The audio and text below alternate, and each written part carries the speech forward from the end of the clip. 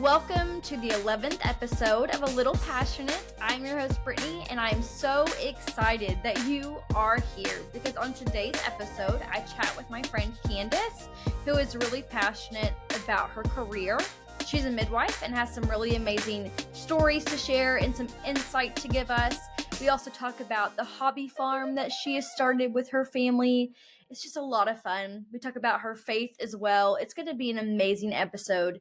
So let's go ahead and get this thing started. Hi, well, I'm so excited because I have my friend Candice joining us today on this episode of A Little Passionate. Welcome, Candice. Thanks, Brittany. Well, I am going to go ahead and kick this thing off. If you will start by just telling us a little bit about yourself. Yeah, so I'm Candice. This interview is mostly focusing, I think, on my profession as a midwife. Yes. But that's definitely not all of me. I grew up in Northwest Arkansas, but lived in Massachusetts the last 10 years. So kind of transitioning back still in some ways. But our boys are happy for the snow today. And let's see, yeah, so I have two kids. We kind of have like a hobby farm as a family, and kind of learning about that too as we go. That has been, I think we kind of eased into that too in our family. We certainly didn't grow up in farming families, so those are new adventures too. That's fun. Okay, so speaking of your farm, how many animals do you have and what kind of animals do you have? Oh my goodness, I should go count them. I don't know. We started out with chickens, right? That's like the gateway into farming. And that was, I don't know, like 5 years ago, or maybe a little bit more. So chickens, and now we have sheep.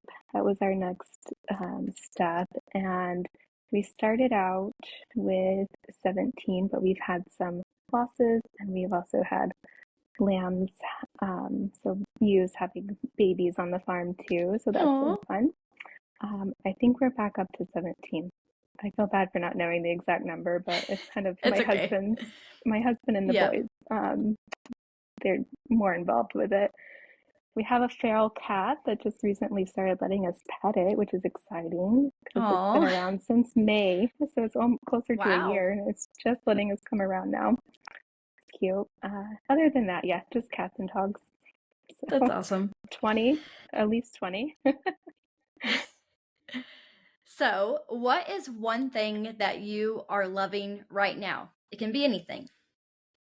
Yeah, there's a lot of things, I think, coming out of the holiday season where, after Christmas and New Year, things are settling down. So I think I'm just loving this perspective of not necessarily New Year's resolutions, but following more like a seasonal aspect. And so I like that. Like in the winter, it's more, like slower paced and kind of refocusing or like staying in and reading a book instead of all the activities outside in the summertime.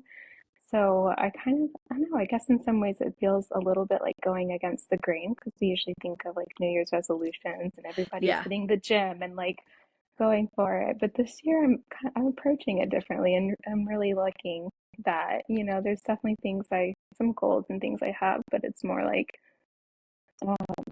things that are not, like it doesn't feel as much pressure.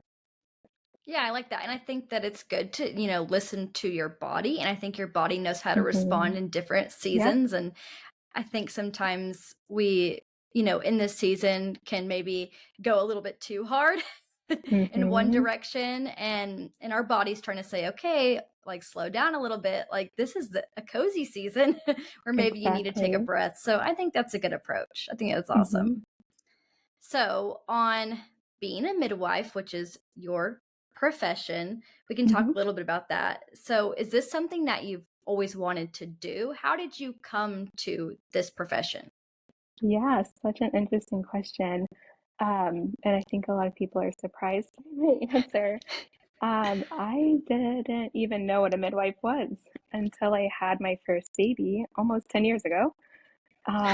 Especially, I think in Arkansas, there have definitely been midwives here. And growing up here, I think I heard of it a few times, but I thought it was just like this thing that don't want to sound too stereotypical, but like hippies do, or just I Mm-hmm. didn't know, I didn't really understand it, and I knew it wasn't like part of the mainstream medical community, so I never even went there. Um, but then I had we got pregnant with Aaron, my Mm-hmm. oldest, and we started care, and it was with a hospital-based clinic, and they had midwives. So they said, okay, you'll be scheduled with a midwife. And I was That's like, cool. oh, I'm like, but what do they do? Like, is it like a nurse? Is it like a medical assistant? Like, I didn't know. And I remember Mm-hmm. asking them that too. Like, all right, that's great. Like, I'm just excited to be there, but like, what are we doing? And so I, took that dive in and started learning about midwives. And through that experience too, with Aaron, our first birth, I just didn't, I just couldn't see myself laboring and giving birth in a hospital, which just, I didn't know what to do with those feelings.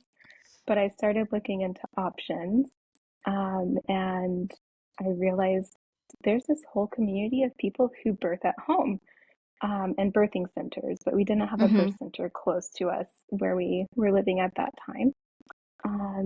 So I thought, well, I just like knowing my options, whether I do a different one or not. I just want to know and explore it. So I did, and just that's what led me to where I am, really. We had a That's home birth amazing. with a certified professional midwife, and she also taught midwifery students. So I would just pick her brain, and I just loved the whole experience as a pregnant mom, but also like being somebody. I always knew I wanted to work in healthcare, right? But I Mm-hmm. didn't know anything about midwifery. To be honest, when I was going through high school and into early college, I thought I was going to be a dentist. So it's really this Oh, funny wow. story of like totally switching areas. But yeah, so that's kind of what brought me to it. And then after having Aaron, I went back to school and eventually got into midwifery school. Yeah. So, what did the process of becoming a midwife to the point where you are, I guess, now in your profession look like for hmm you? Yeah, for me, I took more of, I guess, a more medical conventional route, and meaning there's like different types of Mm-hmm. licensures and certifications for midwives. There's, sometimes more like what's called a traditional or like a lay midwife, where they have more hands-on experience, maybe not as much training like a nurse lessons or anything. There's something called a certified professional midwife where there's definitely a lot of training with their didactic and hands-on experience. The difference between that one and the route I chose is they do not go to nursing school first. Okay. So the route I chose what is the certified nurse midwifery route, so CNM, and so you have to be a nurse first. So I went through nursing school and then went into midwifery school straight from there. So it's similar to like a nurse practitioner, or like an APRN. We're just specializing in women's care and the low risk birth. So, when you were in Massachusetts, were you a midwife there? I finished midwifery school there, my certification, Okay. but at the same exact time, I was led to move to Arkansas. So Yep. I did not see that coming, to be completely honest. I don't think any of us did, but we really felt like it was the right choice. And we followed it and we're loving it. Um, Mm-hmm. but yeah, so I transitioned here like in the middle of it all. So I had my Okay. certification, but then I was applying for licensure and doing my boards exam like right when I moved here. So there was a little bit of some delays in that because of the Mm-hmm. move. But yeah. Now, so in Arkansas, are there any like clinics for midwives, like to be able to do births in a clinic, or is that typically in someone's home? How does that work? Yeah, so there's a few different ways. or locations or settings, I guess you will, for Yeah. birth.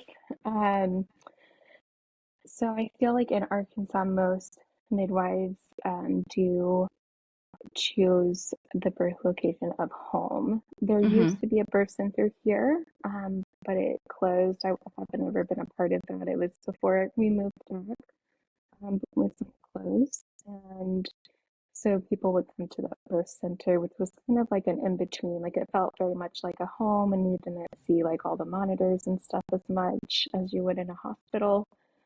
Probably some water births. Mm-hmm.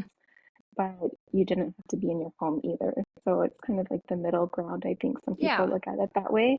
Um, but right now there isn't a birth center in Arkansas, so it leaves you two options of birthing Mm-hmm. in a home, your home setting, or at the hospital. So there are a couple of midwives who do births in a hospital setting in Northwest Arkansas, but it's pretty limited. It's mostly OB/GYNs. Okay. And so most of the midwives, whether they're CPMs or CNMs or traditional midwives, are in a home setting. And some of us have offices. Like right now, I'm in our office. Mm-hmm. We're in downtown Rogers. We do our prenatal and most of the prenatal appointments here. We also do like well woman visits, so just like the routine annual exams and stuff, lab work. We all do that here in the office, and then we'll do the births and some appointments at home, like I think that's really postpartum. good to know Yeah, because I didn't even realize that you guys offered just well woman visits. I thought it yeah, was exclusive to, prenatal, like the whole birth experience, postnatal. I had no clue that you guys yeah, offered that. That's really neat. yeah. I It's think it's a fun. good I bit of like it. information.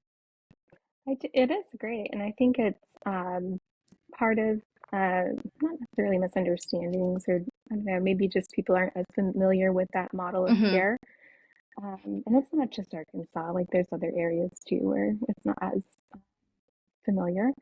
But yeah, we do. We call it, I don't know, maybe it's like a motto, like midwifery through the life stages. So we're specializing in women's care, and that can be Mm-hmm. anywhere from like teens through just routine well woman visits, through infertility to birth and postpartum and even lactation. But I also love like working with our clients like who are like approaching menopause, like Mm-hmm. it's not, midwives aren't just birth, like a lot of our work is birth and postpartum, but it's not Yeah. just, yeah.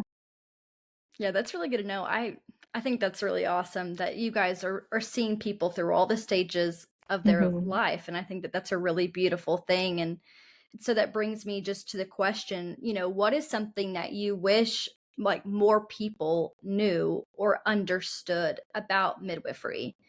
Hmm. There's so much. Do we have time? I know it's a Um, loaded question. yeah, kind of like where to go specifically. I think something that comes to mind for this area when I moved back here, um, I think a lot of times people, just because there hasn't been as um, the presence of midwifery hasn't been as Yeah. dominant in this community, um, I guess like in the medical community anyway. I think I would just encourage people to like really understand what a midwife's roles are. And sometimes, Mm-hmm. like I'll have conversations, whether it's like at the park and somebody will be like, what do you do for work or whatever. And when I share that I'm a midwife, a lot of times people will think of it more like a doula. So I don't know if you've heard that term before. A doula is somebody who is trained in supporting women through labor. Mm-hmm. Sometimes they have special trainings too, or like advanced certifications where they do like postpartum, and almost like a live-in support system through the early days. But I think there's some confusion about that. And so people will think that, oh, so I'm there like just giving moms like a back rub or like, I don't know, words of encouragement through their birth, and I'm like hands off otherwise. Mm-hmm. So, I mean, we definitely do that. It's very much a passion of ours in supporting moms that way in addition to their birth, but we're also, like we are trained to do births too and to be able to handle any complications that are arising. And we have specifically for my licensure or certification is nurse midwife. Um, Mm-hmm. so similar to APRNs, other APRNs, we are able to prescribe and administer medications. So that's important for like the postpartum time frame because, or like the immediate postpartum right after baby's born. Like say if mom's having a little bit more bleeding than we would expect. Mm-hmm. We have 3 lines of anti-hemorrhage medication that we keep with us in our practice that we have right there at the birth, and we're That's good. allowed to administer that with our trainings and our licensure. So I think just differences like that. Mm-hmm. Yeah, I think Yeah. that a common misconception is that, you know, that really, I think basing it off of like having the tools that you need. Hmm. And so that's one of the questions that I had is, are there any differences between, having a birth at a hospital versus having it, in your home? And do you operate with a team? I think that's what you had mentioned. Or is it you by yourself? Like, what does that process look like for someone who's, kind of debating which route to go? Yeah, so we're definitely not a hospital in the sense like, all my training and experiences before coming to Arkansas were in a hospital. Mm-hmm. One was at a really large academic training center. Think Grey's Anatomy, like just a big hospital, like 6 births in 12 hours, like every shift. It's just like always, Wow. always babies, so busy, such a big Mm-hmm. hospital. And then I was also in a more rural hospital after that for a couple months before coming here. And there's a team like that, you have a nurse for Mm-hmm. everybody, baby mom, you have the doctors are right there. So if there are complications arising that we're like, oh, we might need surgical intervention or we might need something different than what is considered low risk and more natural, then we have the team like immediately available. So definitely differences between the location settings. Of course, we like to tell our clients we're it's like bringing a birth center to their homes. So we have all of our tools and we have bags. We bring there are so many bags. I should send you a picture of all of the things we bring. It's like so much stuff. But we have a lot of the same medications for um, Okay. like for second line treatments for things that will get started. But if it's progressing past that, that's going to likely be a transfer into the hospital to make sure everybody is supported the best. So in the hospital, yeah, there's a team. There's a team for baby. There's a team for mom. There's lots of people. There's a OR there's if you need surgery. There's a NICU usually too. So of course, being in someone's home, we don't have those settings. So it's certainly something to think about. For our practice, we do have a team. Our minimum would be 2 people at every birth. So there's always a nurse midwife, there's always a registered nurse. That's really important to us. There's when usually things are fine and Mm-hmm. it's okay, no extra hands are needed. But if we do need extra hands, it's really good to have one for baby, one for mom, just, making sure it's safe.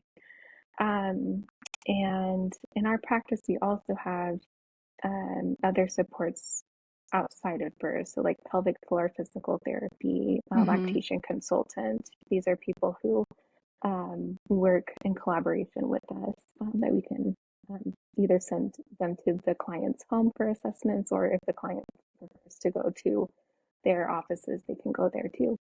Um, some home birth midwives practice solo, so just midwife is Mm-hmm. there. Some have a birth assistant um, who may be like an apprentice midwife. So there's really lots of different ways that can look. And I think those are important questions to ask for anybody who's interested in a home birth, and just seeing, where you feel comfortable and safe, because that's a big key to natural birth too, is feeling safe and supported. So Mm-hmm. if having a room full of people is not going to be that for you and you feel safe having one person, then, that's maybe the route to go. But if you want to have other safety nets in place, then you might choose a midwife who has an assistant with them. How has your time that you did get to experience working in a hospital shape you for the job that you do now? Yeah, so good question.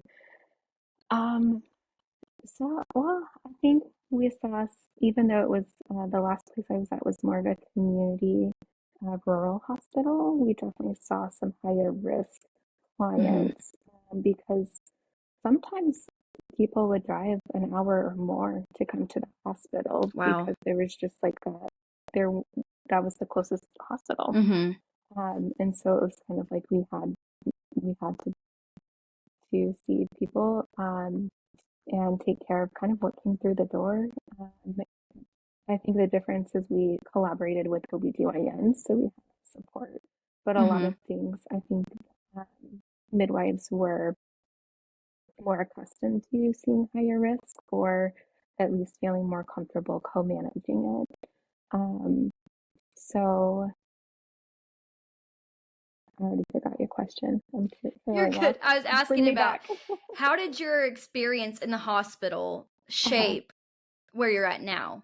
Yeah. Okay. Gotcha. Yeah. So I think having those experiences and slightly higher risk and Mm-hmm. co-managing, just gave me that, maybe more.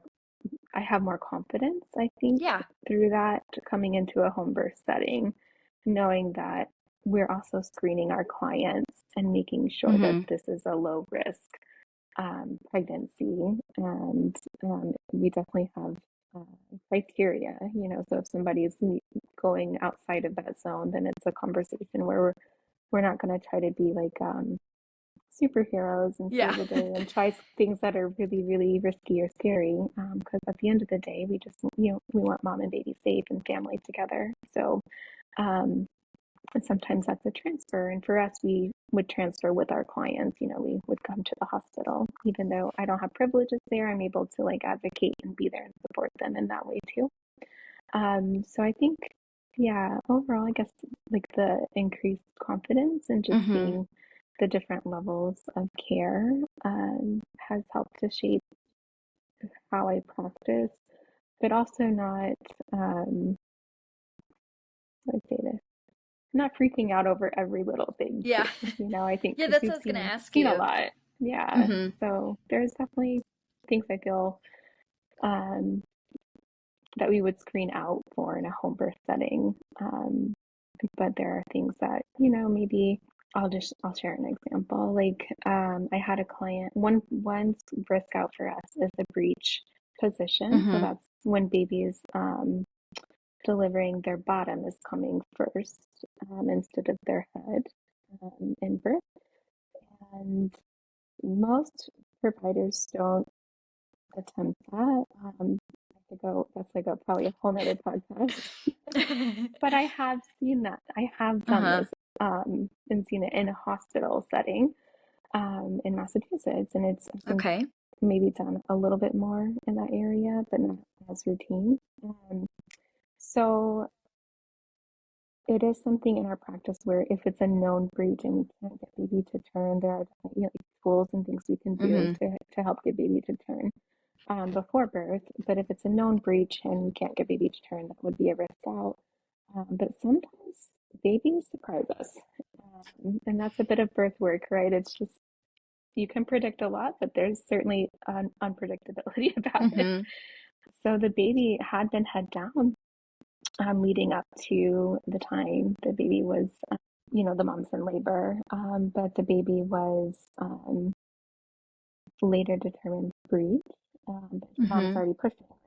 So because I had seen it before, because I've experienced that, um, and we have specific training in that too, and as do most midwives. I felt comfortable with, consent from the client too. So decision making is a big thing for us. In attempting that at home, there are certainly, parameters, and it was um, something that would be a quick decision if things weren't going the way we would expect. Um, but I felt comfortable attempting that because of my experiences, I think, in the hospital. Trying to think what else would be. Yeah, hope that You're answers your good. question.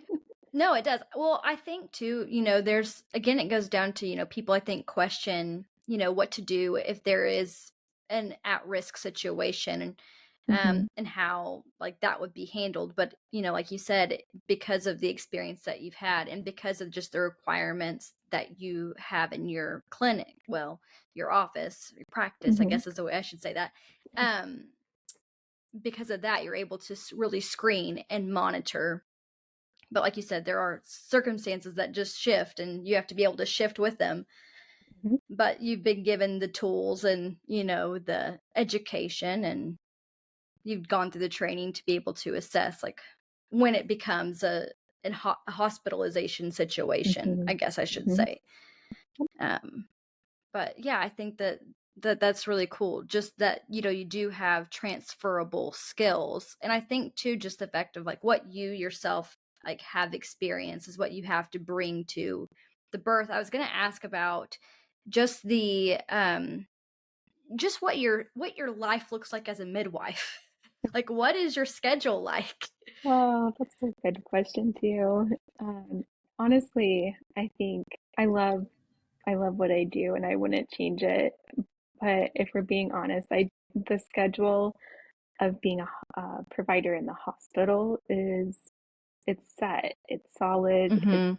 not really changing much. I would either be on a 12-hour shift or a 24-hour shift, and I knew at the end of that I was done. Um, Having this co-owning this practice and being there's only two of us. There's Okay. thankfully there's another midwife with me. I would not be doing it on my own. I think that leads to a lot of burnout because the Mhm. schedule is so demanding in this setting. Um, so typically, this week I was in clinic and we rotate each week. So I was seeing clients in clinic on Tuesday. Wednesday is our home visit day, and then Thursday again in office clinic. Mhm. Um, and so on clinic days, there's definitely more flexibility on like Monday, Friday, right? I don't have like any Okay. set plans, which is why I scheduled you today, knowing that I wouldn't be like called away to birth. Mhm. Um, and then my call days, we're on 1 week at a time. So for Okay. 7 days straight, any time of the day, night, like I need to be ready to go to a birth. So that can look kind of funny sometimes. Usually we have a little bit of a heads up, right? Like somebody will Mhm. text in. We have really good relationships with our clients and get to know them so well. And they'll just, let us know, like, hey, I've had some contractions today, or like, um, starting to feel like different pressures, just stuff. Mhm.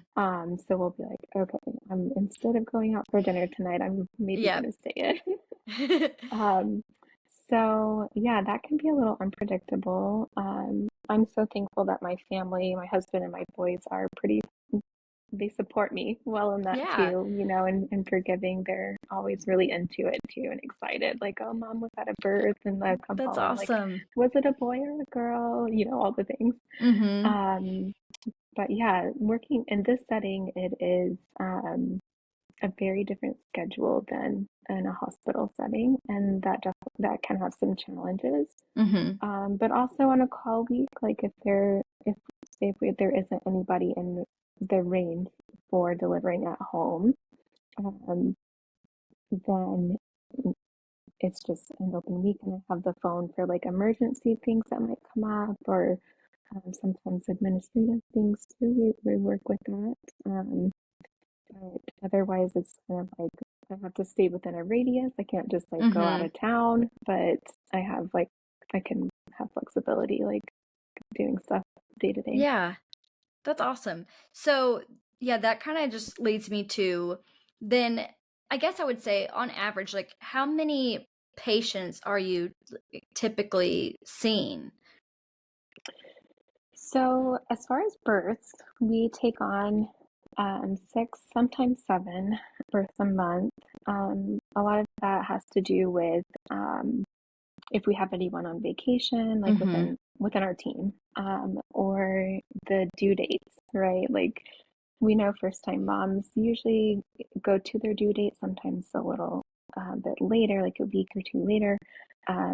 So if they're like on the edge of 1 month, we might count it as the next month, but we typically take about six average each month for births. And then for office days, we're seeing, I would say, 8 to 10 people a day. We schedule our visits where we're seeing people for a longer time than like the traditional medical offices. Mm-hmm. You go into offices and a lot of times you're kind of like in 15, 20 minutes and out sort of thing. For us, we're seeing clients like usually a minimum 45 minutes to an hour, but if more time is needed, then we'll make that time. And that's all of our clients, like whether Mm-hmm. it's well woman or um, postpartum or infertility, all the things. We're going to really take deeper dives and into the whole picture and seeing what's going on. Mm-hmm. And just you can't get that in a 15-minute time No. frame. Yeah. And then I was also going to ask you just about some of your experiences in the birth department. Have Yeah. you experienced like just challenging situations, or maybe what have been like some just really like beautiful, meaningful experiences to Yeah. you? Yeah, so much beauty and meaning to it, which I think, is like we definitely get into this career with a passion, right? I think Mm-hmm. most midwives you talk to, maybe all midwives, like we definitely don't do it for the schedule. Mm-hmm. So there's got to be some passion there. And for me, my passion there is more surrounding allowing people to have choices in Yeah. their birth and birth setting too. And like I'm not against hospital births. I'm not against obviously home births. Mm-hmm. But I think, at the end of the day, it's just supporting women and families and where they want and just having those choices is part Mm-hmm. of the core of it. But as far as specific birth experiences, challenges, um, I don't know. Where do you want to go with it? Like emergency stuff or like Wherever just you want things to that go. I, I mean, like yeah, there's just if different you want directions to. we can go. Yeah, I think, oh, so this is kind of, I guess, more of a lighthearted challenge that Mm-hmm. we face, especially in our setting. So home birth, we take clients in our practice 1 hour radius from our office location. So downtown Mm-hmm. Rogers. If you're in an hour from there, we're coming to you if you want us.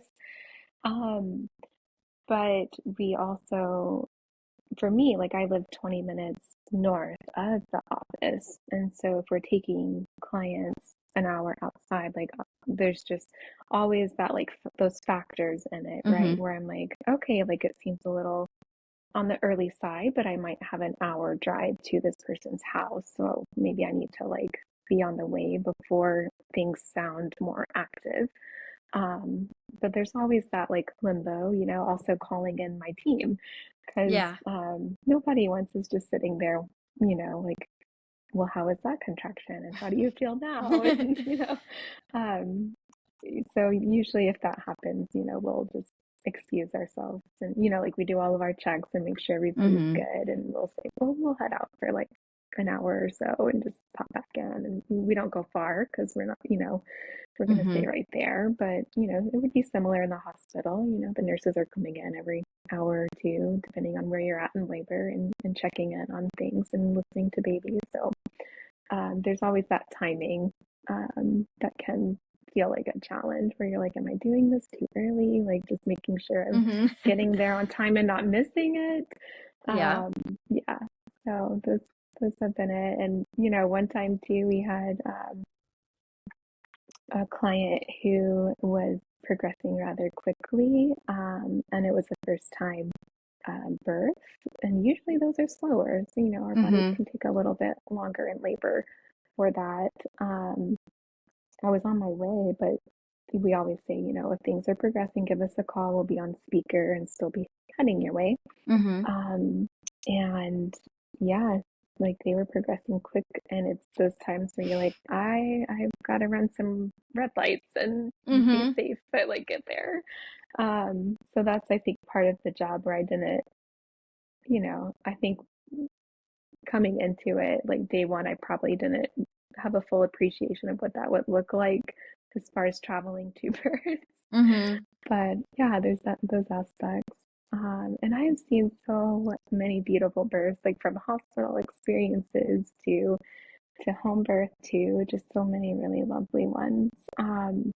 I think for me, it just being in this setting and with this practice, there's so much more connection, right? Because we Mm-hmm. take um, about 6 people a month. We get to know them like the whole length of their pregnancy, and I'm seeing them more often. When in a hospital setting, I may have only seen the person once if I was fortunate. Sometimes Mm-hmm. I didn't see them at all. Like I just had their records in the computer, and they're here having a baby, and I probably Wow. didn't see them after that either. And it always just felt kind of like a hole, right? I'm like, but how did they Mm-hmm. do? Like, where are they? Do they need anything else? I don't know. Of course, there's records, but it's like the personal aspect of it, right? Mm-hmm. It's like, yeah, we're checking off our medical boxes, but I'm like, no, but how are you doing as a person, as a family? Like, Yeah. and I think for that reason too, I really like working with like first time families because there's so much going on, and like whether they're just first time family and transitioning to like these new routines and schedules, or like breastfeeding, or even just stuff like, I don't know, like they had a boy and they didn't know to put the diaper on this way because now you're going to have a bunch of wet things to clean up.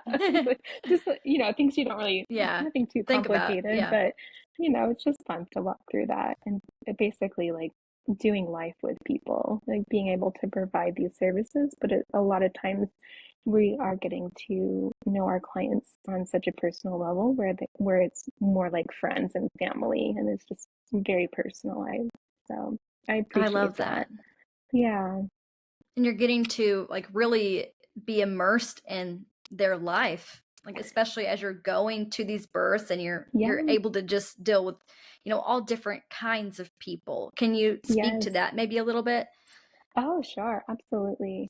Yeah. Like earlier, I shared when I first was getting to know what a midwife even was. I think there's this conception or misconception rather, that um, people only like hippies or like crunchy people, if you Mm-hmm. will choose a midwife. And I think definitely like most people who are choosing this route are a little more crunchy or natural, holistically minded. But it doesn't have to be. And I think a lot of Mm-hmm. times that's where like the nurse midwife can be like a meet you in the middle too, because while we're trained more medically and like we have the ability to prescribe medications and carry medications and do the IVs and all the things, um, we don't always have to. And that can be fair decision with clients.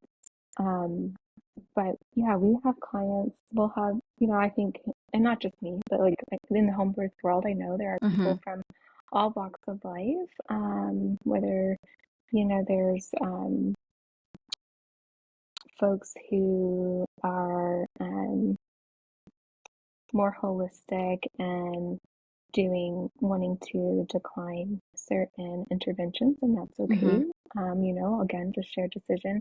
But we also have clients who feel more wanting to go along with like the more traditional, conventional route too. And then the populations too are different as far as the specific clients. we see Mm-hmm. in the home birth world too, in general, it can definitely be like clients who, like I'm thinking like Amish clients or Mennonites, kind of off the grid, and that has a definitely a changes aspects for us in the way that we're practicing in some ways because sometimes we're going to births where there's no electricity because this is how our client how they're living and that their That's choice interesting. and living, and that's okay, and there's absolutely no judgment or Mm-hmm. anything. We just are needing to like we have to think through those ahead of time and say okay, kind of like, well, if we anticipate needing this or whatever, Mm-hmm. like kind of plan B's. I will say most of our clients who don't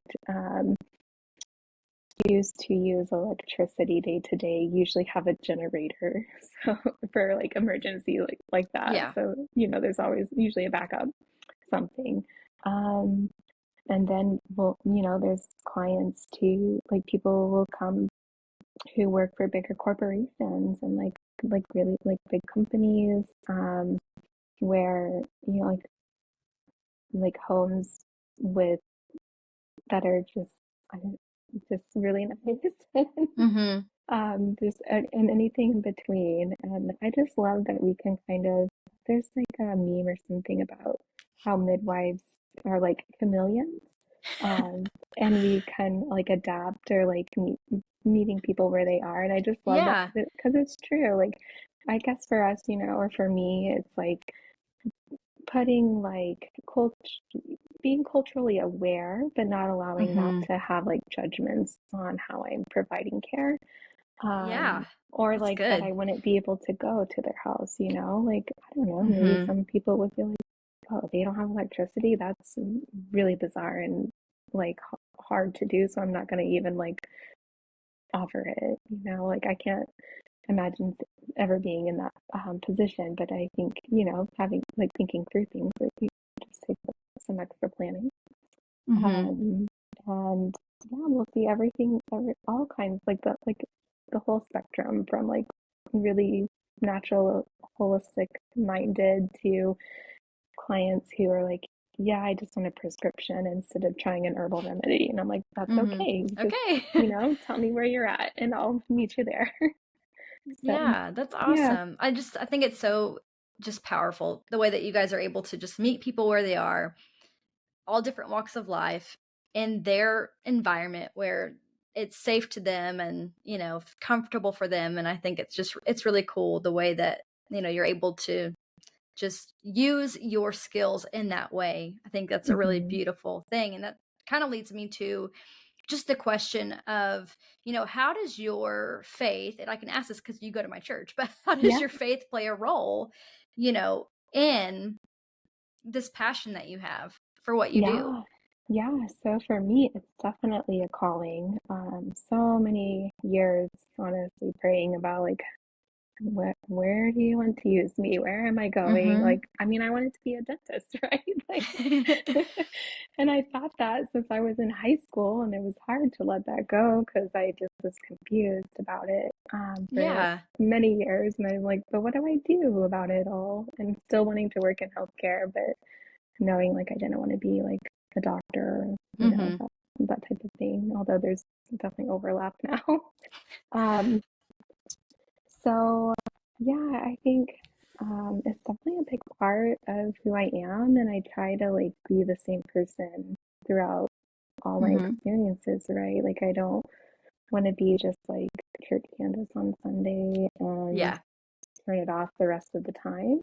Practice. A lot of people, so our practice is called Eden Birth and Wellness. I joined Mm-hmm. the practice. I didn't name it, but it obviously was like important to me too. Yeah. And I like the name. But so a lot of people will ask if we're faith based, and I feel like we've never formally said like we're faith based, but I think it's a similar response, right? Like we're trying, like it's important to us and foundational to us, but we also are meeting people where they are. So, we'll definitely have times where we're praying with our clients, but if certainly if somebody felt uncomfortable with that, we're not Mm-hmm. gonna like force anything on anyone.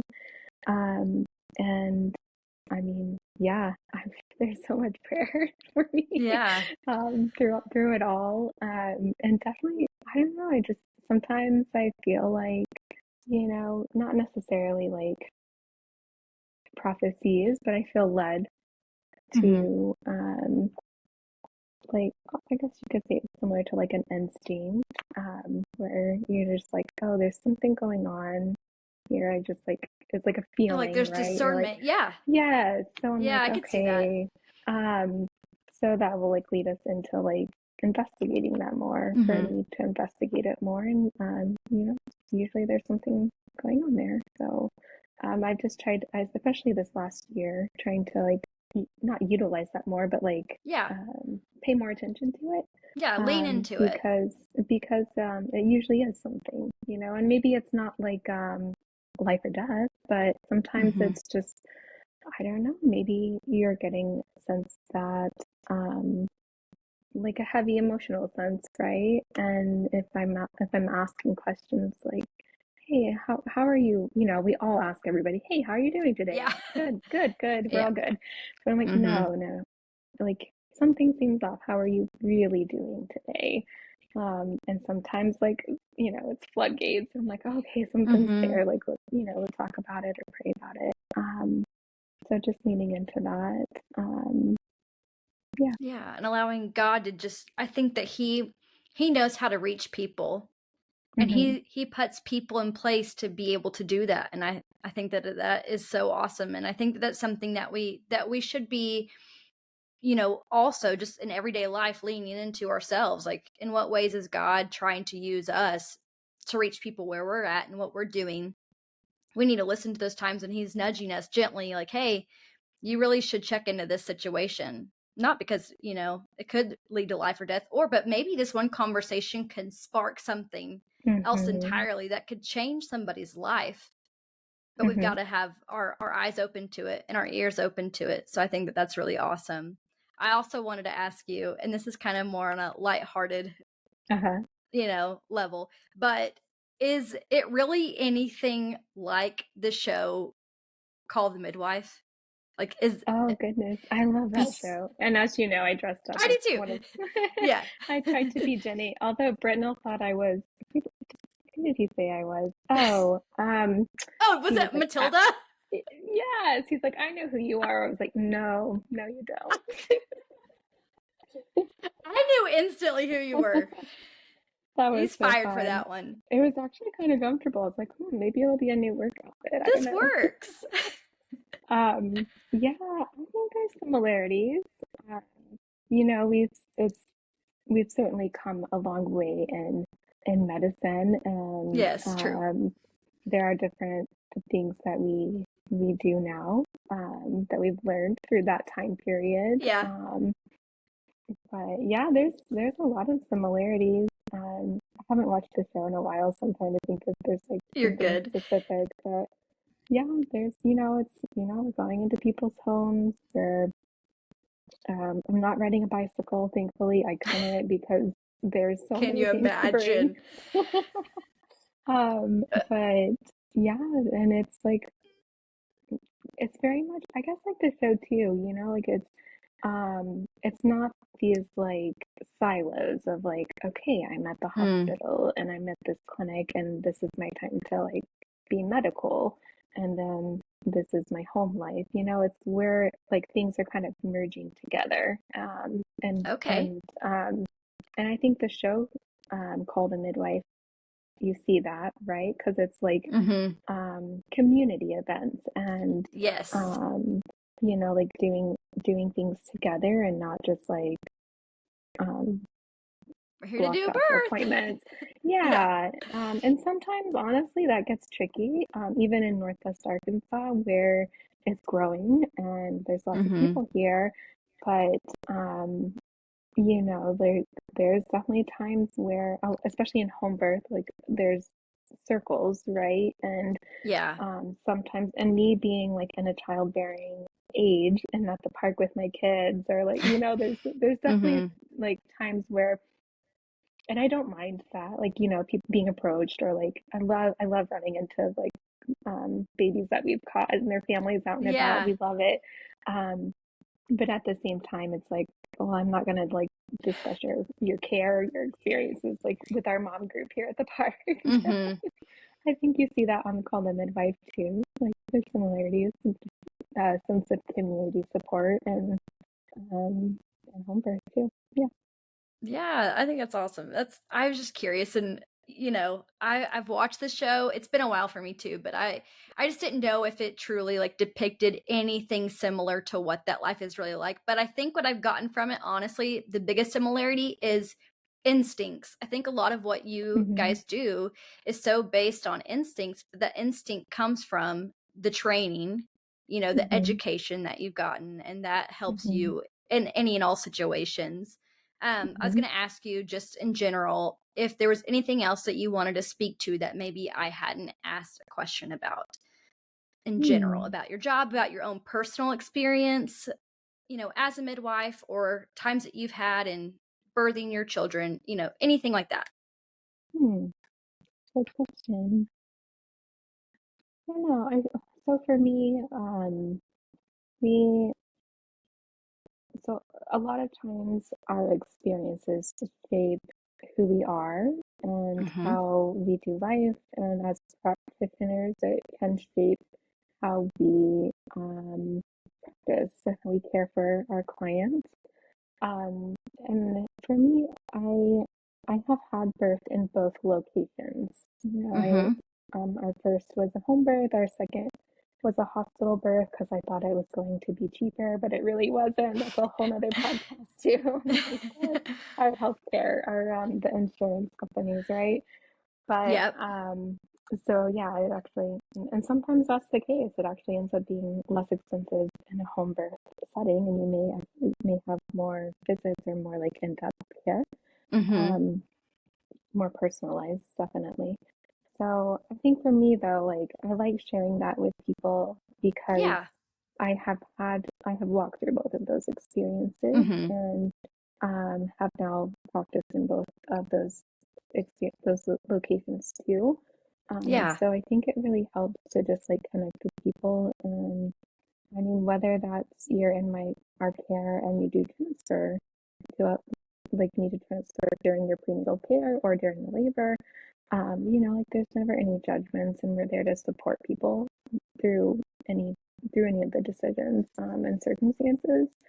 And just knowing like that for me, like knowing that I've gone through both of those too is, I think, helpful.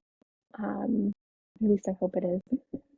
Um, and yeah, I don't know. There's probably so much more to talk about too, but I think what we've discussed today is like a good Yeah.